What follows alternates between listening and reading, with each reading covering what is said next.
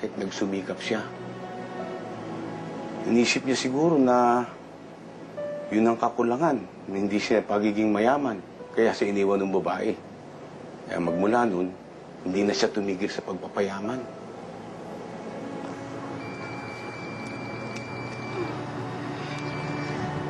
Yes, sir. Kate, I'll take a day off. I don't feel well. Sir, gusto niyo samahan ko kayo sa ospital? May gusto sana akong puntahan pero hindi sa ospital. Pwede mo ba akong samahan? Saan po? Ako ay kasama kahit mayroong problema pa. Huwag malungkot, sa iyo'y pangako. Kasama, kasama, kasama mo. Tahimik mo, sir. I just realized na sa sobrang lakas ng boses ko, I never hear myself. You want to share your thoughts, sir?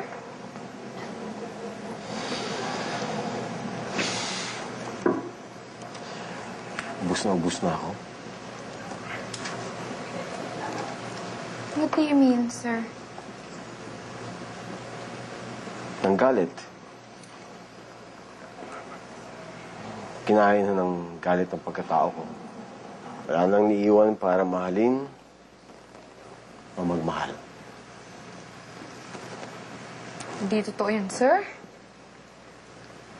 Sometimes we just have to look deep inside us para we can see how much love we can give and how much love we deserve. May I ask you a question? Yes, sir.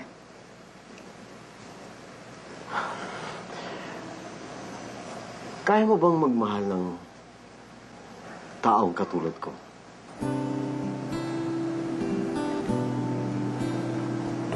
Sir, mukhang masarap yung adobong mani, oh. Thank you po. Sir? Yeah? You were asking me something earlier, pero hindi ako makasagot.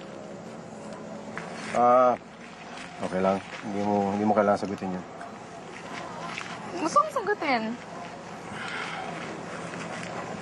Okay. I'm listening. Hindi kayo mahirap mahalin. Really? Kahit na may nagsasabi na I'm the devil reincarnated? Sorry, sir. Okay. Sabihin mo nga sa akin. Honestly, paano ba ako pwedeng maging cutely devilish?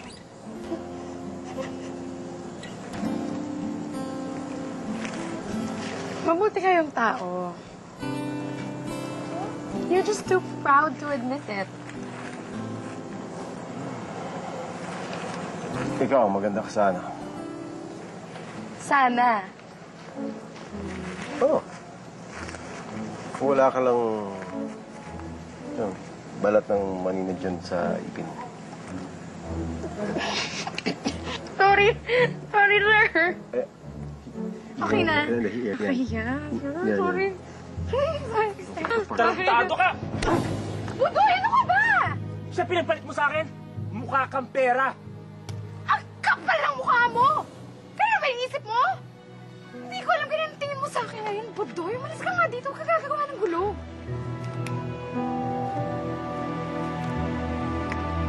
Sir, are you okay?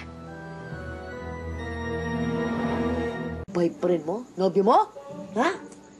Mumita. Eh, bakit makatingin sa'yo para kang gagahasain? Bahala ka sa buhay mo.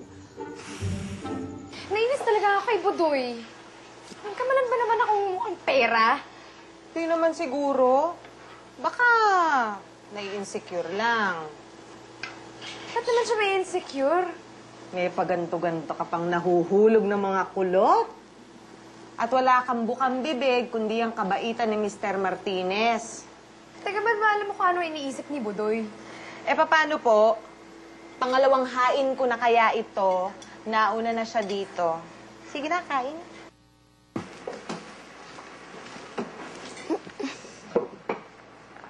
Thank you. Bago ba yung damit mo? Mukhang mamahalin, ah. Ay, I'm not saying na mukhang cheap yung ibang mga damit. I'm just saying that you look good. You're trying to tell me I look nice. Thank you. Nagpakulot ako dun sa kaibigan kong bakla. Yeah, I noticed. Bagay din sa'yo. eh. Thank you. Well, May bisita po ba tayo? Sige. Ano po yung meeting natin? Angelo. please sit down. My Sophia? assistant, Kate, Sophia. Nandito ako para sa asawa ko. Oh. Bakit? Natakot ba sa laban ng asawa mo at nagtatago sa ilalim ng palda mo? Laban? Anong laban ito, Angelo? Professional o personal? Alam kong galit ka sa akin. Please. Alam kong alam mong naghihirap kami. Lugi na ang negosyo namin, kaya gusto mong bilhin. Tanggap namin yon. Pakiusap lang. Huwag mo naman palitan ang pangalan ng hotel.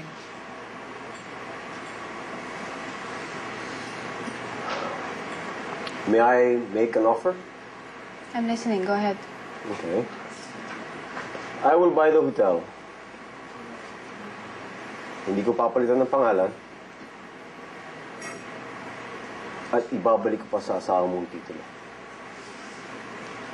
Pero sa isang kondisyon. Iwan mo siya. Anong nangyayari sa'yo, Angelo? Yumaman ka lang. Naging hayop ka. Dahil sa'yo, Sofia. Minahal kita. Pakakasalan kita. Pero pinagpalit mo ko, iniwan mo ko. Dahil mas mayaman siya kaysa sa akin. Ngayon, sino mas hayop sa ating dalawa? Mali ka, Angelo. Iniwan kita dahil maaga pa lang nakita kong ganid sa mga mata mo. Tusok ka pagdating sa pera. At wala kang sinasanto kahit sino. Kahit ako. Sumama ako kay Raul dahil naramdaman kong siya ang gusto ko makasama habang buhay. Sa hirap at ginhawa. Sa'yo na ang hotel mo. Pati ang kayamanan mo. Kahit maghirap kaming mag-asawa, nasa amin pa rin ang pinakamahalagang bagay na wala ka. At yun ang pamilya. Excuse me, Kate. Prepare the check for the payment. At pag nalipat sa pangalan kong property, palitan mo ang pangalan ng hotel as soon as possible. Sir, I mean, as soon as possible. sir, pinag-isipan niyo po yan? Tama ba yung ginagawa niyo? Wala na akong dapat pag-isipan at wala akong karapatang question yung decision ko. Sir, ano ba pinaglalaban niyo? Siya? Matagal na kayong talo. Look, Kate, I am the victim here. Maybe she was never yours to begin with, sir. With all due respect, sir. And I know it's not my place, pero matagal na panahon na rin yun. Don't you think it's time na you learn to heal past wounds and moved on? You're right. It's not your place. At huwag mo rin kakalimutan na ako pa rin ang boss mo. At hindi mo trabaho ang paghimasukan ang personal kong buhay. Do what you are told and get your paycheck. That's it.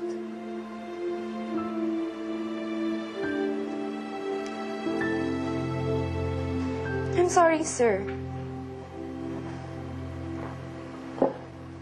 Minsan nasabi ko rin na hindi kayo mahirap mahalin. Unfortunately, I was wrong.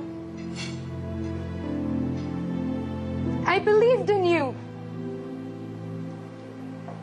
Pero wala ka palang kwenta! How could I work for a boss whose ego is bigger than his empire?